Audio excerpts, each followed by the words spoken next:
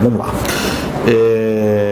Hoje nós vamos ter dois temas para nossa aula, né? Um tema é o crime impossível, o outro tema é o arrependimento posterior. A gente só, pelo programa, assim, digamos, acumulou os dois temas para dar talvez meia aula a cada um, mas eles não têm uma ligação muito próxima. Na verdade, a ligação próxima que eles têm é a proximidade dentro do Código Penal, né? O arrependimento posterior, artigo 16, o crime impossível, artigo 17. Eu vou fazer aqui uma inversão. Eu vou começar pelo crime impossível e depois pelo arrependimento posterior. Essa inversão que eu estou fazendo é a mesma que os legisladores deveriam ter feito, né? Porque o crime impossível trabalha dentro da teoria do crime e o arrependimento posterior já trabalha na teoria da pena, né? Tem mais uma conexão maior com a da pena, mas eles foram juntando uma coisa com a outra porque ele colocou do arrependimento eficaz no 15, então falou, vamos colocar tudo do arrependimento para depois a gente não se arrepender, né? Não ficar tão separados, mas as coisas têm reflexos diferentes. E crime impossível foi o meu tema de dissertação, né? Então quando eu fiz o mestrado, eu escrevi sobre crime impossível. E quando eu sugeri esse tema para o meu orientador, eu falei, quero falar sobre o crime impossível. O meu orientador, já falecido hoje, né, o Chaves Camargo, ele falou assim, você quer absolver, não sabe como, né? Vou escrever com essas coisas aí. E eu nem tinha tanta dimensão do quão certo ele estava, né? Depois que eu fui estudando um pouco mais o crime impossível, é que eu fui entender como ele tem uma centralidade dentro da ideia do direito penal com proteção aos bens jurídicos, né? A tese que eu escrevi era crime impossível, proteção aos bens jurídicos. Então ele tem basicamente uma centralidade na questão dos bens jurídicos. Eu não posso punir o crime impossível justamente porque eu tenho um direito penal voltado à proteção aos bens jurídicos, né? Então essa é a locução. E a partir desse estudo, a partir dos estudos que a gente se aprofunda nisso, a gente vai vendo sistemas diferentes que dão amplitudes ou limites. E a ideia do crime impossível é uma dos limites, um limite da objetividade dentro do direito penal. Porque uma legislação que pune o crime impossível é uma legislação que, na verdade, está punindo a intenção, né? Então, eu não tinha, quando eu fui fazer isso, eu não tinha dimensão da importância que é teoricamente o crime impossível. A gente não vai se perder tanto em teoria, porque eu sei que nesses concursos assim, são os aspectos práticos que são mais importantes. Mas vamos tentar trazer um pouquinho o tema. Artigo 17. Não se pune a tentativa quando por ineficácia absoluta do meio ou absoluta impropriedade do objeto é impossível consumar-se o crime, tá? Então aqueles exemplos muito tradicionais que a gente fala, né? Ineficácia do meio. Então o fulano quer matar uma pessoa, pega um revólver que está em cima da mesa, vai lá, aponta para a cara da pessoa e atira 3 vezes, né? E em vez de 3 tiros na cara, sai só aguinhas, que ele pegou um revólver de brinquedo, né? Bom, vontade de matar ele teve, mas ele pegou um instrumento que é absolutamente ineficaz para isso, né? Ele jamais conseguiria fazer isso. Bom, aí depois ele foi atrás e achou realmente um revólver de verdade. Quando ele vai encontrar, o fulano está lendo o jornal, o fulano vai dar e dá 3 tiros lá para matar o cara, 3 tiros de verdade que furam a pessoa. Mas acho que ele estava lendo sobre a reforma da Previdência, não sei o que, já tinha morrido o coração, então já estava morto, né? Então também é crime impossível, mesmo que existe uma intenção, mesmo que essa intenção tenha sido, como no outro caso também, ela foi desde o início em execução, mas o objeto era impróprio, ou seja, você não pode tirar a vida de ninguém, né? Que não tem mais vida, né? Matar alguém pressupõe alguém, ou seja, pressupõe vida, portanto matar um morto é um crime impossível. Mas veja, nos dois casos, mesmo quando eu tenho um meio ineficaz, seja quando eu tenho um objeto impróprio, nos dois casos eu tenho o mesmo grau de intenção. Você pode falar, bom, esse é um fulano, é um assassino, né? Ele quer matar mesmo. Ele faz de tudo para matar, só que ele é ruim, né? Ele é um assassino ruim de bola, ele não consegue ou pegar coisa ou chegou atrasado, enfim. Mas eu não vou deixar de puni-lo só porque ele é ruim. E a intenção dele que está por trás disso, né? Porque a intenção é a mesma de quem pega um revólver verdadeiro ou atira sobre uma vítima que está com vida. A intenção é a mesma. Mas o que acontece é que nós estamos, nesse momento, adotando uma teoria, um lado da objetividade, que é o que a gente faz com relação à tentativa, né? Eu não vou punir a tentativa exclusivamente pela intenção, mas eu vou ter a punir, além da intenção, pelo fato dele ter uma viabilidade de produzir aquele resultado. Então significa dizer, não basta para punir o desvalor da ação, é preciso também o desvalor do resultado, ou seja, que ele consiga atingir o resultado, matar a pessoa, ou pelo menos que ele tenha um meio eficaz ou objeto próprio para que ele possa colocar em risco a pessoa. Pode ser até que ele não mate, mas seria homicídio na forma tentada, né? Ele atirou com um revólver de verdade, mas errou a pontaria. Aí ele podia acertar, mas não acertou. Com um revólver de brinquedo ele não consegue fazer isso. Por isso que essa ideia que vem do princípio, a gente estudou aqui, para quem estava comigo na aula dos princípios, do princípio da lesividade, que é também chamado do princípio da ofensividade, né? A ideia é, se o direito penal que protege os bens jurídicos não pune condutas que não lesionem nem coloquem em perigo bens jurídicos. Logo, uma conduta que é absolutamente ineficaz ou dirigida a um objeto absolutamente impróprio, ele não tem condição de vulnerar o bem jurídico. Existe vontade, existe o quociente subjetivo, né? Atenderia, digamos assim, ao princípio da culpabilidade, mas não atende ao princípio da legalidade, ou da lesividade, perdão. O bem não está exposto ao perigo, logo é impunível. Então, isso decorre do fato do nosso direito ter adotado essa teoria objetiva, ou seja, que exige a idoneidade para provocar um resultado. Mas a gente adota isso só no crime possível? Não, se a gente for pensar bem, a gente adota isso no início da execução, a gente adota isso na tentativa em todos os momentos, né? Por isso que são impuníveis os atos preparatórios, né? Salvo quando eles são tipificados especificamente, né? Como porte de arma, enfim, aí você está tipificando aquilo lá. Mas um ato preparatório, ou seja, antes do início da execução, ele não é, em regra, punido. Por isso que existe a impunibilidade da desistência voluntária, né? Ou pelo menos ela altera o tipo, né? O fulano vai lá, tenta tirar 2 vezes, tenta tirar por 2 vezes, erra 2 tiros e tem mais 4 no revólver. E ele fala, não vou matar esse cara. Esse cara não vai desistir de matar esse cara. A desistência voluntária faz com que ele volte para trás, né? Uma espécie de correção do tipo, e isso essa conduta vai ficar, em relação à tentativa de homicídio, vai ficar impune. Por quê? Porque exige o desvalor do resultado, exige uma possibilidade de fazer.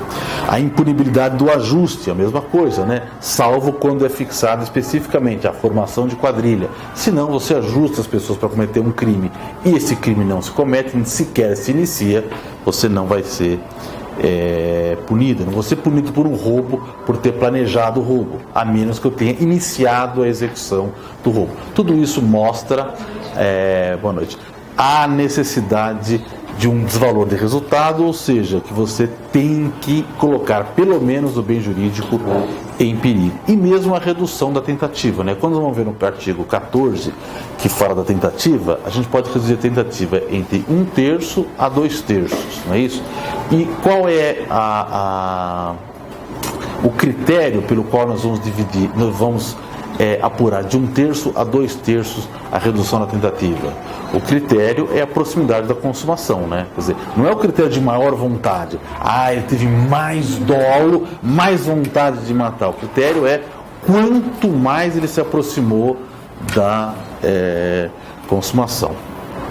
Se bem que, se a gente for olhar as últimas jurisprudências do STJ, principalmente em matéria de crime patrimonial, a gente praticamente anula tal qual o Supremo anulou a presunção de inocência, o STJ está anulando a ideia de tentativa, né? Está tirando assim o artigo 14, cada vez ele vai andando mais para trás. Aliás, é um símbolo dessa era de máxima proteção, populismo penal, etc. e tal, o que a gente chama de antecipação de tutela, né? Quer dizer, cada vez eu dou um passo para trás para poder punir antes, né? A gente já teve até episódios de punição, eu falo aqui que o ajuste não é punível, mas nós já tivemos um episódio lá no Rio de Janeiro de abrir um processo criminal de pessoas que iriam amanhã, quem sabe, fazer um crime, etc. e tal. Bom, então a gente vai daí que quando você começa a estudar a tentativa e vai chegar no crime possível, porque eles são correlatos da mesma sequência, a adoção da teoria objetiva. Só que nós empregamos um veio dessa teoria objetiva, né, que normalmente a doutrina chama de teoria objetiva temperada ou teoria objetiva moderada. Essa temperada é bem interessante, porque na verdade é a teoria objetiva sem o tempero, né? O que a jurisprudência faz, a doutrina vai dizer aqui, é que eles vão tirar o sal e a pimenta dessa teoria, basicamente, e não colocar. Mas esse temperado não é no nosso sentido de temperado, mas no sentido de temperamento, né? Ou seja, menos quente, digamos assim, né? Bom, e o que quer dizer essa teoria objetiva temperada ou teoria objetiva moderada? Quer dizer o que está no nosso artigo 17. Só vai se caracterizar impunível crime impossível quando for absolutamente ineficaz o meio ou for absolutamente impróprio o objeto. Bom, então aí a gente vai ter a primeira grande questão do crime impossível, que é, digamos assim, do ponto de vista teórico e até o prático, a questão mais complexa aí. O que é um meio que é absolutamente ineficaz ou um meio relativamente ineficaz? O que é um objeto absolutamente impróprio? O que é um objeto relativamente impróprio? A gente não consegue ter uma linha definida com absoluta precisão em relação a isso. E é nesse exato ponto que a jurisprudência vai dar a sua, digamos, temperada, né? Vai dar a sua restritividade, o ar da sua restritividade, e vai fechar gradativamente as portas do crime impossível. Isso é uma coisa que eu percebi quando fui estudar crime impossível, né? Você estudava lá, crime impossível, princípio da insignificância. Ao mesmo tempo que a insignificância, você via um monte de hipóteses que os juízes vão reconhecendo, no crime impossível era uma raridade quase reconhecer, porque chegava a jurisprudência e dizia, não, nesse caso a ineficácia do meio é apenas relativa. Qual é a ideia do absoluto e do relativo? A ideia do absoluto e relativo seria o seguinte: absoluto é aquela que é absoluta, ou seja, em nenhuma circunstância conseguiria cometer o delito. O relativo é, naquela circunstância não pôde cometer o delito, mas abstratamente, em outras circunstâncias, poderia cometer o delito. É muito complicado você fazer uma relação, como a doutrina costuma fazer, que é uma relação mais abstrata, porque vai procurar nos exemplos de livro, né, aqueles exemplos que eles encontram, sei lá onde, né, umas coisas bem curiosas, né, que ele fala assim, olha, a água é um meio ineficaz para a morte, mas quem tem a doença tal e coisa e tal, se você der água demais, ele morre, né? Então, você vai procurar, você vai encontrar essas coisas, de que qualquer coisa, enfim, se você chegar no limite de alterando as circunstâncias, todo meio poderia ser, em tese, eficaz. Então, por exemplo, o que é comum encontrar no meio relativamente ineficaz? O revólver está quebrado, então é um meio ineficaz. Não, é ineficaz, mas em outras circunstâncias ele poderia ser eficaz. Ele mexe aqui, ele faz lá, ele não funciona aqui, mas poderia estar funcionando em outra situação. A vítima sem dinheiro, um objeto impróprio, mas ela poderia estar com outras coisas, com outros bens, poderia ter vindo com isso. Então, no fundo, a questão vai ser delimitar quando essa idoneidade é absoluta e quando ela é relativa. Quando a análise é abstrata, ou seja, hipotética, a gente acaba esvaziando a noção do crime possível. Eu vou dar um exemplo aqui que fica um pouco fácil. A gente vai ver. eu devo fazer em que momento, ou sob que circunstâncias, eu vou fazer essa análise do absoluto e do relativo. Então, ou vou fazer de uma forma abstrata, ou vou fazer de uma forma concreta. E a gente pode mudar essas palavras para, ou vou fazer ex ante, ou seja, antes de conhecer as circunstâncias do crime, ou ex post, ou seja, depois de conhecer as circunstâncias do crime. Então tem um processo que eu peguei para julgar, era uma tentativa de estelionato. Fulano recebeu um cheque, já não sei se foi receptação, como é que foi, etc. Mas recebeu um cheque, não passa o cheque, assinou, estava com o documento junto, foi passar num bar. E aí o dono do bar falou, não, esse cheque aqui não é seu, chamou a polícia e ele foi preso. Bom, se eu for olhar abstratamente, aquele e-mail é eficaz, ou seja, embora ele não tenha convencido o fulano do caixa do bar, ou dono do bar, enfim, ele poderia convencer outras pessoas que olhassem mais apressadamente o cheque, ou não conferisse a assinatura, olhasse mais de longe. Então, seria o típico caso do meio relativamente ineficaz e, portanto, o caso da tentativa válida. Só que tem um pequeno detalhe. É curioso, é uma coincidência, parece engraçado, mas aconteceu na vida real. O cheque que a pessoa estava falsificando, a assinatura, e passando para o dono do bar, era do dono do bar. Ou seja, o dono do bar havia perdido o cheque, ou alguém havia furtado o cheque, o outro recebeu, foi uma idiotice. Foi uma idiotice. Aliás, essa é a marca do crime possível, né? Ele faz a coisa errada sem saber que está fazendo a coisa errada. Ele acha que está sendo muito esperto, ele fala, vou para aqui, passar aqui pro cheque. Então, quando o fulano vê o cheque dele mesmo, ele fala, não, esse aqui é meu cheque. Espera só um minutinho, já vou te atender aqui. Chama a polícia, ele é preso. Então aí, se eu for fazer uma análise do crime possível, fazendo uma análise abstrata, olha, é meio ineficaz você falsificar uma assinatura e passar um cheque? Não é ineficaz sempre, porque ele vai lá na correria, o balconista e passa, o cara não confere, ou ele fez bonitinho, etc e tal. Mas naquela circunstância, ou seja, nas condições em que o crime ocorreu, com aquela causalidade que ele próprio deu ação a ela, ou seja, ter escolhido aquela vítima, sem saber, óbvio, era impossível a consumação daquele crime. Você nunca ia conseguir iludir o próprio dono do cheque. Por isso que eu falo, é preciso fazer uma análise concreta, ou seja, ex post, com as condições presentes, porque senão você nunca consegue saber o que é absoluto, o que é relativo. Mas como é que a jurisprudência faz? A jurisprudência em geral vai dizer que tudo aquilo que a gente acha que é crime impossível é tudo relativo. Mas isso aqui é relativo, isso aqui podia, etc. Então o fulano vai lá, ele é seguido durante a compra no supermercado e tem lá um guardinha esperando para ele sair, né? O mais comum do crime possível.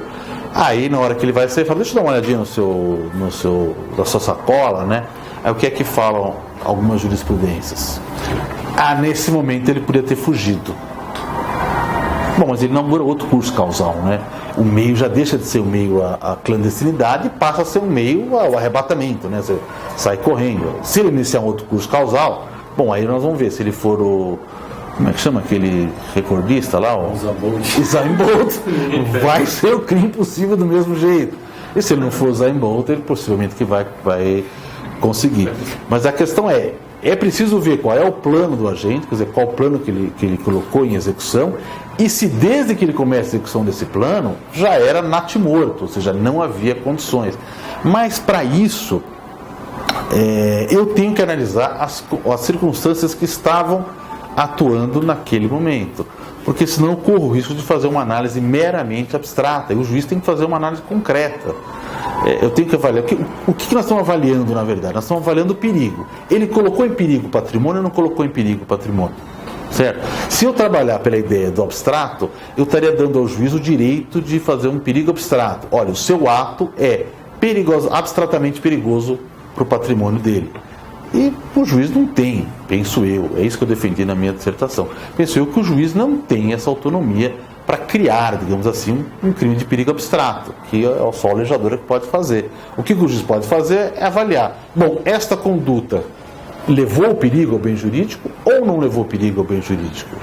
Se levou perigo ao bem jurídico, o patrimônio pode ser desfalcado, isso é tentativa. Se ela não levou perigo ao bem jurídico, ou seja, desde o começo foram tomados mecanismos de proteção ou os mecanismos que ele empregou eram tão rudimentares que não conseguia fazer, isso é crime possível. Mas para isso a gente tem que fazer uma análise que é uma análise concreta. Qual é o caso mais comum, onde a defensoria mais bate e mais perde em relação a crime possível? Isso com câmaras colocando, né? Bom, mas o fato de ter a câmara colocado vai transformar todo o furto em crime possível, ou o fato de ter a câmara colocado não faz a diferença, nenhum dos furtos vai ser crime possível? Bom, bateu, tanta discussão, chegou no STJ. O STJ chegou na súmula 567. Súmula 567. Sistema de vigilância realizado por monitoramento eletrônico ou por existência de segurança no interior do estabelecimento comercial. Nas grandes lojas acontece os dois, né? Tem um fulano... Está cheio de segurança, a gente não vê, mas está cheio de segurança, eles estão disfarçados, enfim. Por si só não torna impossível a configuração do crime de furto. Então chegava lá o defensor e falava assim: essa loja tem sistema de monitoramento. Tem sistema de monitoramento? Tem. Então é crime possível. Aí o juiz fala: não é, porque não torna impossível, não torna automaticamente, por si só, a configuração do crime de furto. Eu concordo com essa súmula. Não sei se devo dizer aqui, porque os defensores não gostam aqui da súmula, mas é preciso entender a súmula, é preciso entender para poder trabalhar com ela, né? Até para superá-la.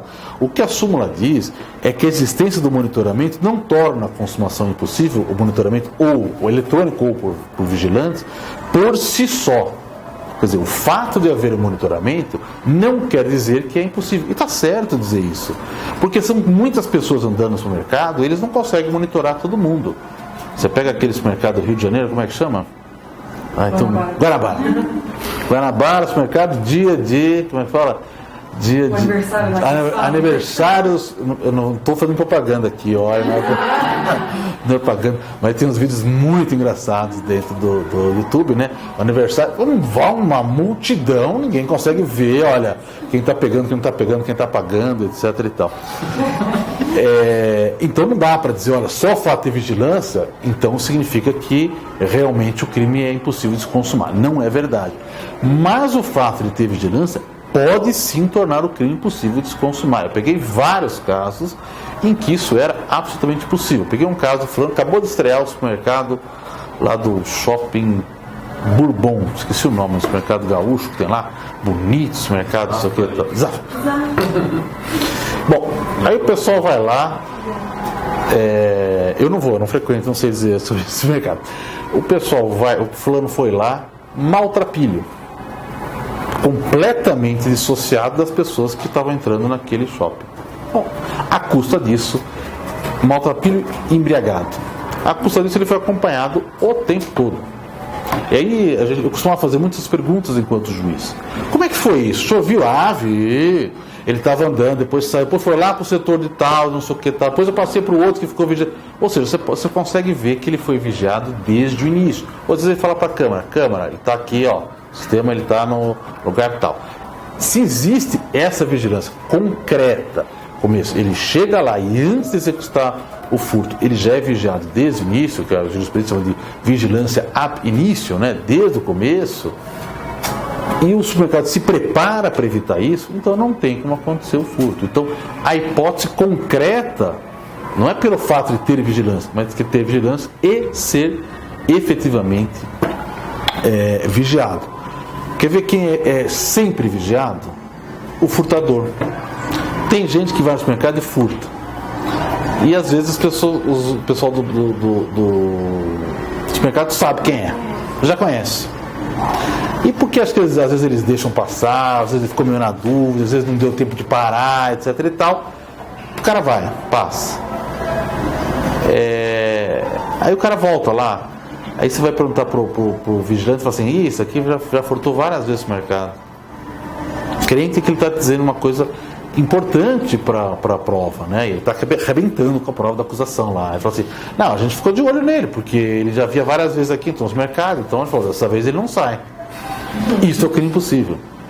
Por isso que eu preciso fazer uma análise concreta, uma análise exposta. Quer dizer, uma pessoa dentro do mercado pode conseguir furtar, iludir a vigilância, etc. e tal, mas determinadas pessoas atraem a vigilância de uma tal forma que a proteção se torna impossível. Eu peguei um caso, não é brincadeira, peguei esse caso, onde o funcionário me diz o seguinte, é uma loja do departamento, coisa assim, ele fala assim, não, ele estava com 4 bermudas, uma em cima, ele foi colocando uma em cima da outra. Eu falei, como é que o senhor sabe disso, né? Não, porque a gente tinha um lugar para ver no provador. A primeira coisa que eu pensei foi, bom, seu crime é maior que eu tenho. Eu falei, bom, tá, a coisa é pior do que a gente imaginava, né? Não sei se vocês viram aquele filme quando meu pai saiu de férias, o ano que meu pai saiu de férias, vocês viram? Ah, muito legal o filme, quem não viu, vê nesses Netflix da vida aí, da época da ditadura, né? E o pessoal que vai participa da luta armada acaba deixando o filho com o avô, e o avô morre, ele fica com o vizinho, enfim. Aí nos escaninhos lá do Bom Retiro, uma das meninas, amigos, mostra a fábrica, a loja, a fábrica onde a mãe trabalhava, e eles tinham lá uns quadradinhos para poder olhar as mulheres trocando, se vestindo e tal. Então, mais ou menos essa loja fazia isso. Bom, mas se eles estão nesse nível de vigilância, então você já sabe, não tem como você conseguir essa. Ah, mas ele podia correr, saltar. Bom, se ele correr, saltar, será outro furto, né? Era outra forma causal. Então, assim, o que me parece, a forma de você não escapar da súmula, mas mergulhar na súmula, é fazer uma interpretação. Eu acho que a súmula permite essa interpretação ex post, ou seja, se ele fala que por si só não cabe, é preciso ver quais são as condições que permitem o crime possível. Então, assim, muito mais do que saber, este meio capaz é eficaz para realizar essa subtração, muito mais de saber isso abstratamente, fazer uma análise, uma especulação, é ver como a situação sai no concreto. Por que ele deixou de sair? Às vezes você fala, não, deixou sair porque o policial foi astuto. Bom, aí é uma questão de astúcia, não é uma questão de falha dele, é uma questão de astúcia da segurança. Agora, tem uns fulanos dentro do mercado, que foram os furtadores conhecidos, que tinha um lá que só furtava picanha. Só furtava picanha, o pessoal falava, o Zé Picanha chegou aí. Então eles lá faziam aquela encenação deles, por quê? Porque eles têm como regra não abordar pessoas antes do caixa, porque você estaria fazendo uma acusação que a pessoa pode chegar e falar, que é um assédio moral, os caras estão dizendo que eu estou furtando, nem passei no caixa ainda, né? Por essa razão eles esperam passar no caixa. Eles iam botar a picanha dentro da calça, né? Os mecanismos que se usam aí são muito engraçados, né? A pessoa uma calça folgada e tal. Peguei o fulano que carregou 4 garrafas de uísque, né? Eu falei, como ele colocou dentro de uma calça 4 garrafas de uísque? Mas tudo vai depender da vigilância, da forma como a vigilância concretamente se expressa. Só o fato de ter fiscal realmente não é suficiente para isso. Nem mesmo aquela questão de ter aquela antena que toca, né? Porque a gente já aprende isso também, que eu não vou dizer como, né? Não sei como, que senão vai ficar espalhando aqui. Mas existem materiais para os quais você pode revestir para não apitar naquela antena. Eu seria imprudente se eu dissesse que tipo de material pode fazer isso. Essa roupa tem alarme, né? Bom, mas há outros mecanismos pelos quais as pessoas tiram o alarme, né? Eles têm esses mecanismos, a gente não tem, né? Porque uma vez eu comprei um produto, acho que foi minha filha que comprou, ela ganhou de presente. Quer dizer, suponhamos que tenha sido um erro, né? Ganhou de presente uma blusa com o alarme junto. O alarme junto. Aí eu fiquei pensando, bom, das duas uma, né? Ou isso é uma receptação dela, Ou falou, vai na loja para fazer. Eu falei, putz, filha, você vai na loja? Ela falou, vou na loja para devolver. Aí eu pensei, como que você vai na loja? Você vai entrar na loja, se não tocar pode tocar na entrada. Ó, você está buzinando. Como é que você sabe que você não está tirando da loja e está colocando? É uma situação difícil, né? E no fim acho que ela ficou com aquele alarme lá e pronto. Ele não tirou pra arriscar aquela coisa, ou fiz cortou, uma coisa assim. Mas às vezes pode acontecer. Bom, por tudo isso, o crime impossível também é chamado de tentativa inidônea, né? Quer dizer, essa ideia que nós só vamos punir as ações que lesionam ou expõem a perigo o jurídico. A tentativa inidônea é a exposição a perigo do bem jurídico, tá? Se o bem sob nenhuma forma esteve a perigo, ou seja, se ele esteve sempre protegido, não há perigo pela ausência de tentativa idônea.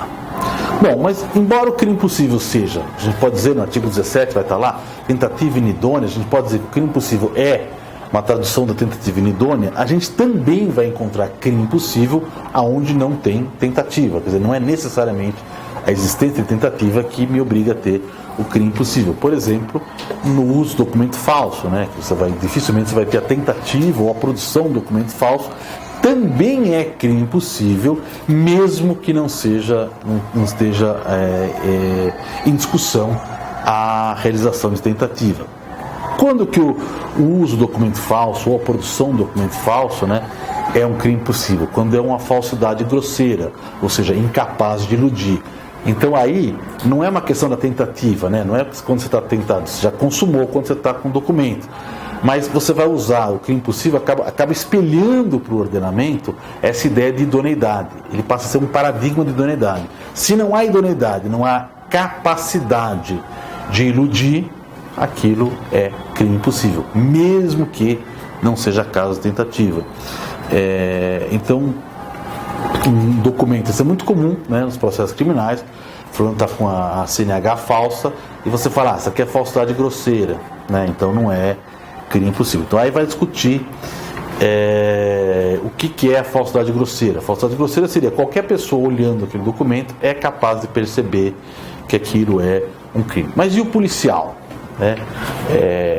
O policial tem outras formas de apurar, né? Por exemplo, também não sabia, também aprendi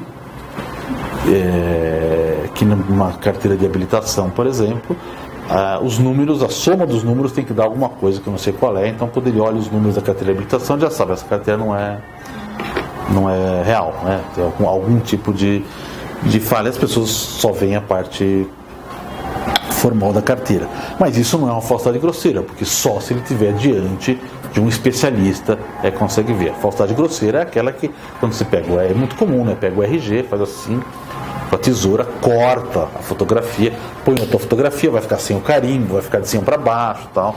É daquelas coisas que saltam aos nossos olhos, e apesar disso eles usam essas coisas e são presos com essas coisas também. Não preciso dizer, acho que eu botei algum lugar aqui, já não sei mais qual, que a gente pode até fazer uma avaliação do que é possível e do que não é possível. Agora, se o fulano consegue consumar o crime está consumado, né? Não existe crime impossível consumado, né? Então a gente pode até achar, isso aqui é impossível de consumar, mas se ele consumou. Então eu não posso voltar atrás e dizer, olha, isso aqui é consumação. Bom, então o crime impossível é um paradigma de idoneidade. Não importa se o réu acredita piamente que vai realizar o furto, por exemplo, ou se acredita que vai eludir com a polícia com o documento falso. Não interessa se ele sabe disso. Em geral, ele não sabe, porque se ele soubesse do trambolho que ele tem nas mãos, ele não faria, ele faria de uma outra forma, né? Então, o fulano, quando pega o quilo da picanha e põe dentro da calça, ele está certo que ninguém está olhando. Se ele soubesse que ninguém está olhando, ele não faria isso, né? Ele faria de uma outra forma. Então, o que é importante ver aqui, por isso que ele é importante do ponto de vista teórico, que é uma separação entre o ânimo, ou seja, o pensamento, a intenção, e a lesividade. Ele tem intenção, mas a intenção dele, a execução no qual ele desenvolve, não é lesiva, não é capaz de fazer isso. E como a gente fala que ele não sabe que o que ele está cometendo não será um crime, Ele tem a certeza que cometeu, muitas vezes ele confessa. Ele confessa o crime que não é crime, né? Porque ele não sabe que essa fraqueza do meio torna a figura atípica. Então ele vai lá e conversa, fui eu mesmo, doutor, que fiz, etc. Eu peguei um caso onde o rapaz, que era um rapaz com problemas mentais, né? Que a gente foi ver isso no decorrer da instrução, tentou roubar o outro com uma espiga de milho, né? Um caminhoneiro com uma espiga de milho. E o cara fala, vi na cara que não era, né? Ele botou lá, eu falei, que é isso aqui, né? Vi na cara que não era. E tem muito disso, né? Por exemplo, roubo em coletivo, é bastante disso. Eu peguei até uma vez um delegado que fez isso, não lavrou flagrante por crime possível, muita vez que eu vi isso aqui, o que não impediu o promotor de denunciar por roubo do mesmo jeito, ele passou por cima do delegado, enfim. Como é que chama? O cobrador falou o quê? Se é um roubo, mostra o revólver. É isso aqui. Isso aqui não é revólver, é de brinquedo. Fez, e etc e tal.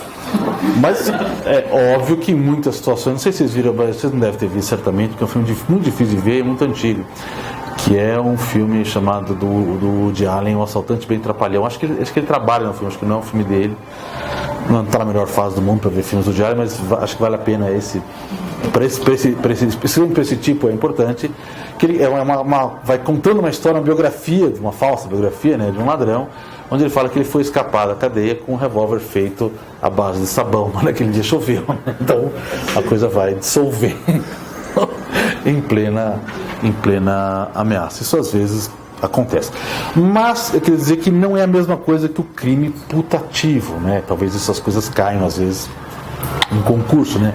Bom, Marcelo, você falou que o crime impossível, o agente não sabe que está fazendo a coisa errada, né? É verdade. No crime putativo também. Ele acha que está cometendo um crime, mas na verdade não está. Tem uma justificativa, uma excludente que ele desconhece. As naturezas são diferentes, mas o resultado é o mesmo, né? Se ele pensa que está praticando um crime que na verdade não pratica, não é típico, né? Da mesma forma, então o resultado é o mesmo. Os conceitos são distintos, mas o resultado é o mesmo. Na questão da falsidade grosseira, essa parte que eu já falei, né? O policial tem treinamento, etc e tal. Mas tem uma questão interessante, que também é muito cotidiano, né?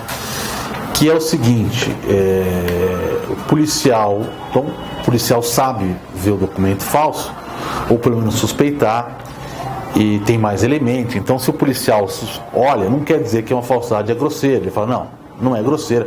Eu olho lá, acho legal o documento, o policial sabe que não é legal o documento. Então, se o policial faz essa prisão com documento falso, seria, em tese, o crime de uso de documento falso. No entanto, aí que nós voltamos àquela ideia de fazer das circunstâncias ex posto, ou seja, da visão concreta do crime. Várias vezes eu vi isso. O policial vai cumprir mandado de prisão. Aí vai lá e o fulano se apresenta com uma outra carteira. Ele fala assim, a carteira é falsa, usa documento falso. Aí se pergunta ao policial, mas o senhor sabia quem era? Não, a gente já sabia quem era ele. Já tinha puxado a foto, já sabia. Então não me faz diferença. Então aquele documento é incapaz de iludir. Embora ele possa ser, se ele for, a produção do documento falso pode ser criminalizada, o uso do documento falso, não. Porque se ele está usando, naquele momento que ele usa o documento falso ao policial, o policial já sabe que ele não é aquela pessoa, é mais ou menos como a gente tem a figura do cara passar o cheque do dono do bar para o dono do bar. Fala, não, isso aqui é meu cheque, como é que não é seu? Ele sabe, não, eu sei qual é o seu nome. E muitas vezes ele sabe que não cumpriu mandado de prisão. Então, na verdade, esse é um espaço de crime possível. Não é propriamente tentativa, mas é um espaço de crime possível porque é um uso de documento falso que é incapaz de iludir. Então, assim, a grande forma de você apurar isso é analisando a situação concreta, ou seja, dados possíveis. Não quer dizer que toda a situação concreta que deu falha é crime possível, senão não existiria tentativa, né? Então essa também não é dizer isso. Porte de arma de fogo inapta para produção de disparos. É crime possível ou não é crime possível? A gente estudou aqui essa discussão sobre o porte de arma sem munição, vocês lembram? Munição sem arma. Hã? Ontem a gente estudou o Estatuto do Desarmamento. Que legal. Quem que deu? A Érica. E o que fala sobre arma como sem munição ou munição sem arma? Que fala? Bom, não interessa o que fala. Nós já falamos. Eu não vou fazer um check no anterior. É que nós já falamos sobre isso lá quando a gente discutiu o princípio da lesividade, né? Então até trouxe aqui um voto na época, ministro Peluso, que dizia, olha, não tem exposição de perigo a bem jurídico uma munição só solta, mesmo você vai com um martelo para fazer, ou uma arma sem munição, porque ele não vai conseguir causar lesão. Ela pode ameaçar, mas não causa lesão. Todavia, esta visão de arma desmuniciada, munição desarmada, foi vencida no Supremo. O Supremo inverteu a posição.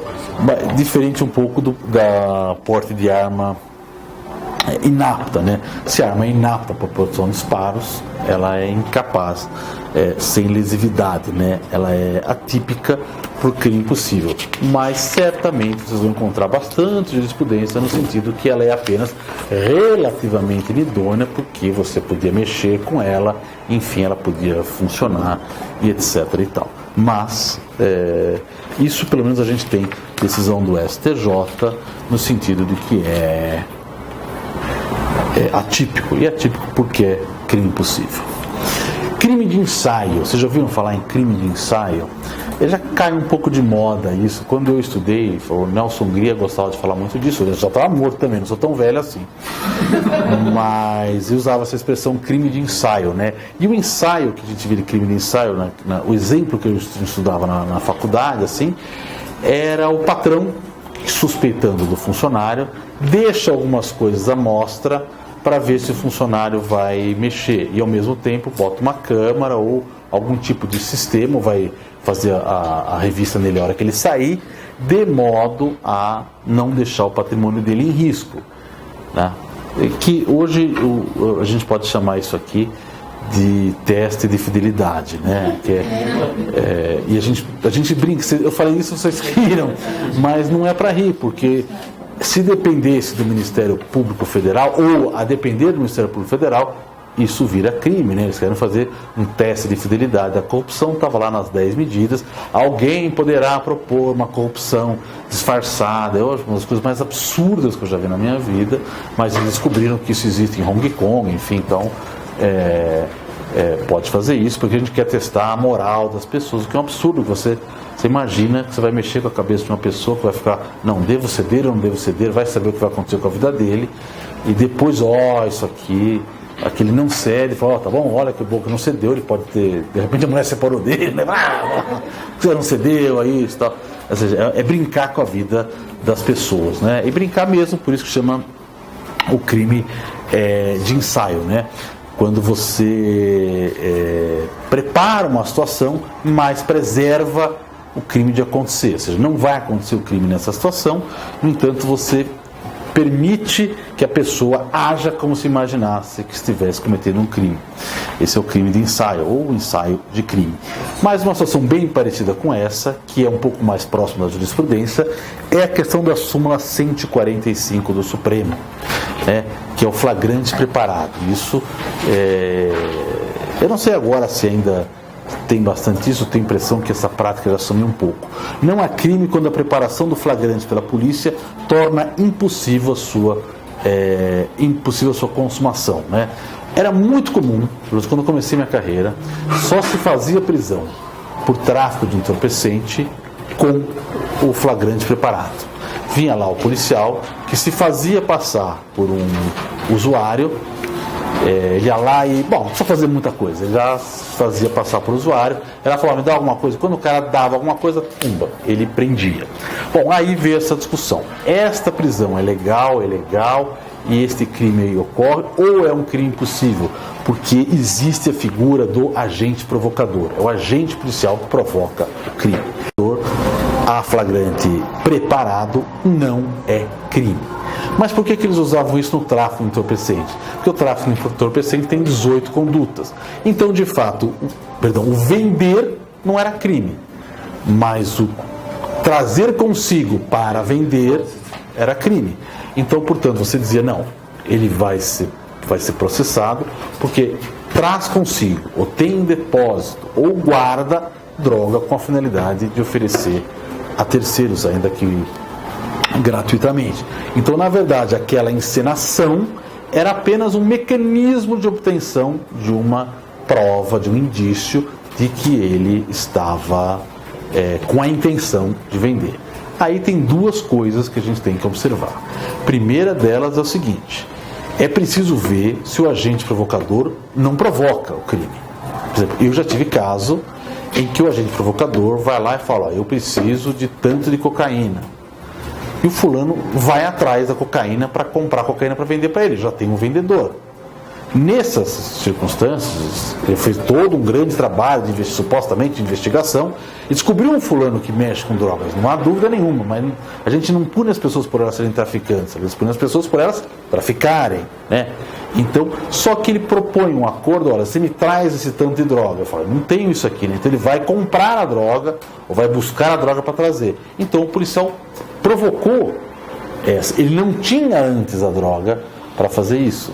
Então, o adquirir a droga que ele vai fazer já foi provocado pelo próprio policial. Aí não é crime.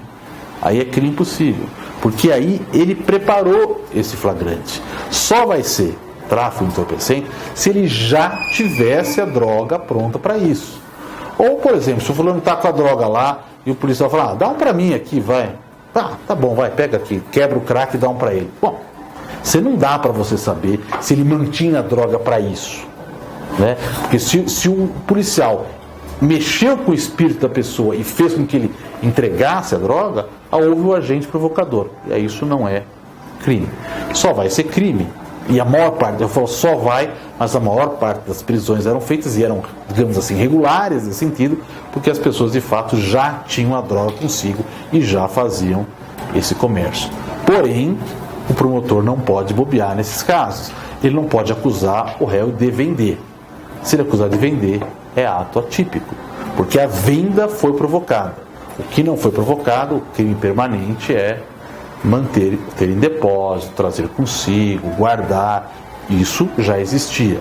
E pode flagrante? Pode, porque é um crime permanente. Né? Ou seja, ter em depósito é um crime permanente. Enquanto ele tem em depósito, pode fazer a abordagem.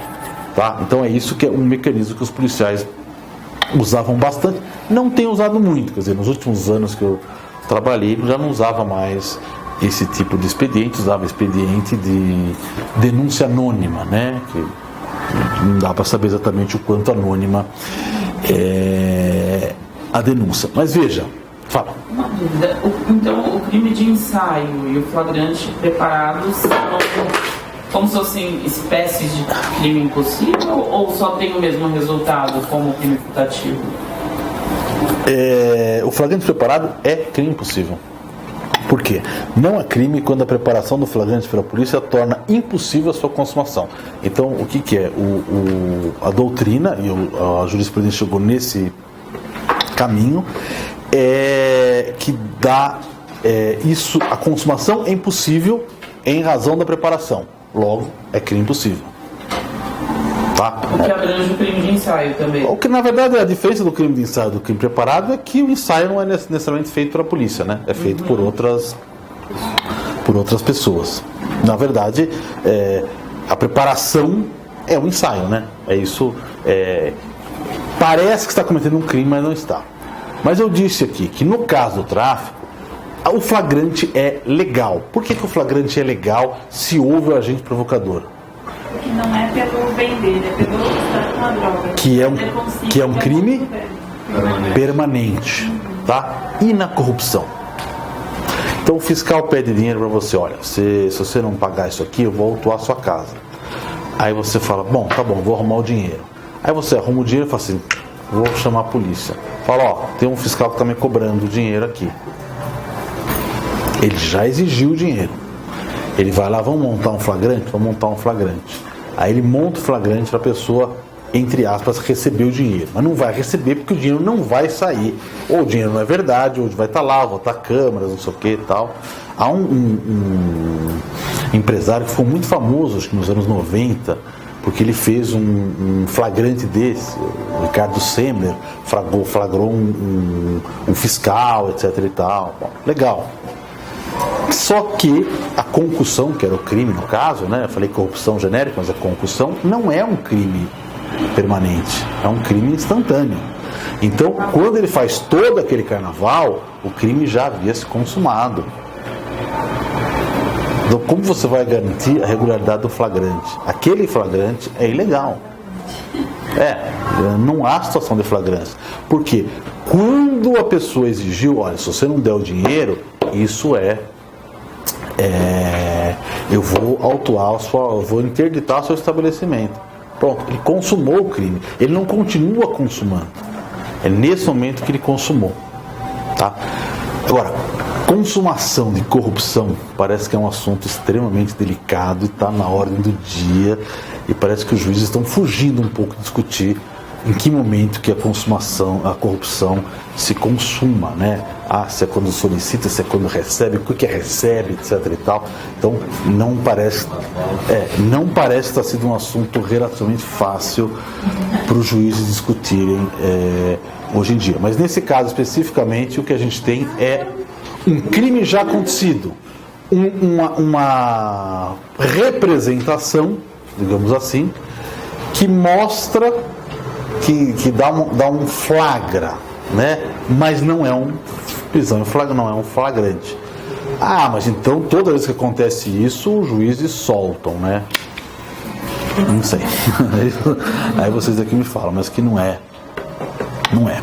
Diferentemente do flagrante preparado, que é quando o policial vai lá e prepara o flagrante, estimula a coisa para fazer, existe o contraposto, que é o flagrante esperado. Ou seja, a polícia sabe que vai acontecer, ou tem elementos suficientes para supor que vai acontecer, e espera para fazer a abordagem. Aí já não seria um flagrante preparado, eu não tenho mais o agente provocador. Eu não posso dizer, olha, se a polícia está esperando, então não vai ter crime porque a polícia está esperando. Não, senão a gente não teria atividade policial. O flagrante preparado é crime normal. Todavia, como conduta normal, ela vai também se submeter à mesma regra do crime possível, né? Se o meio, se em razão disso o meio for ineficaz, né, o objeto for impróprio, ou seja, ele segura de uma tal forma que é impossível do agente praticar o crime, né, aí dá na mesma, né? Quer dizer, então não é que flagrante esperado também é crime impossível. Se vocês colocarem isso na prova, vocês não vão ter sucesso. Não, flagrante preparado é crime impossível, flagrante esperado não é crime impossível. Ponto. Mas no flagrante esperado podem reunir-se condições que culminam com o crime impossível. Se você protege a vítima de uma tal forma, eu estou esperando que aconteça, mas eu protejo a vítima de uma tal forma que o agente não consegue praticar o fato. Aí é crime impossível. Tá? E às vezes as pessoas falam assim, mas então todo esse trabalho da polícia não deu em nada, né? Porque o fulano vai sair solto, não aconteceu nada com isso. Eu costumava dizer o seguinte, ao contrário, né? Quer dizer, uma das funções da polícia, a primeira função da polícia é evitar a prática do crime. Se ele conseguiu evitar a prática do crime, está ótimo. Essa é a coisa. Mas se ele foi tão eficiente, que ele evitou tanto a prática do crime, porque tornou impossível isso, paciência, o fulano só tem uma má intenção, ele não teve condições para colocar essa má intenção de uma forma idônea para praticar o crime. Ter esse limite pode nos revoltar um pouco, né? Se eu voltar lá para trás no exemplo do revólver que atira, ele pega por engano um revólver de aguinha, né? Você imagina que ele quer matar um bebê de um mês, ele bota a arma na cabeça do bebê e faz assim, e fala, faz a gracinha da água. Aí você olha para você, esse fulano é um facínora, né? Ele quer matar uma criança de um mês, ele topou fazer isso, e ele só não praticou porque pegou a arma errada. Então isso pode nos revoltar, mas é uma revolta moral, né? Não é uma revolta jurídica. A gente tem que saber diferenciar. E quando eu vim aqui da outra vez, eu expliquei os princípios que norteiam a gente no direito penal, justamente para limitar o espectro do poder punitivo. E por que a gente precisa limitar isso? Porque se a gente não limita isso, a gente vai punir o crime antes dele ser praticado, né? A gente vai punir todo mundo que tem um pensamento, vai entrar naquele Minority Report, né? Falar, eu já sei que você vai cometer o crime, então vou te prender antes, porque eu sei que você vai fazer isso, tal. E que, aliás, é uma coisa que as pessoas já fazem com bastante frequência. Eu acho que diria que esse aqui, a gente só não tem aquela técnica das pessoas deitadas na coisa. Aliás, temos uma técnica muito superior, porque os nossos policiais têm um instinto muito maior do que aqueles, né, que ficam deitados na água vendo, vai cometer o crime. O policial já saca, esse cara vai cometer o crime e já faz isso. Bom, e para terminar aqui o que eu tinha preparado para falar, a natureza jurídica do crime possível é uma causa excludente de tipicidade, né? Embora a lei fala não se pune, a gente sabe que não foi a melhor técnica aqui, porque não se pune porque o crime possível é atípico, né?